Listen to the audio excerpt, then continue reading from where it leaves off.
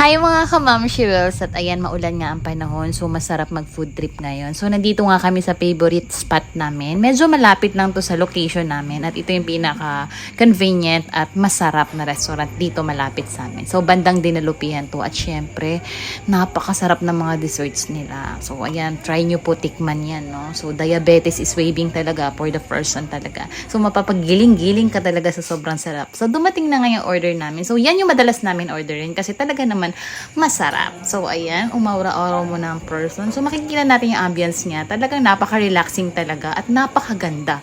Hindi lang masarap yung pagkain, syempre. Yung place is talagang convenient. Then, kumain na nga ang aking mga kasama. So, taste test tayo, no? So, iti-test natin kung masarap. Hindi naman halata ang nasarapan ako dyan.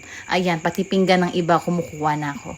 So, ayan, syempre, kailangan for the picture muna. Bawal mag-start ng eating pag walang picture, para hindi halatang nakuha kay Google. So, ayan, so hindi pwede mawala ang aking coffee. Coffee is life, acid later. So, yun lang. Bye!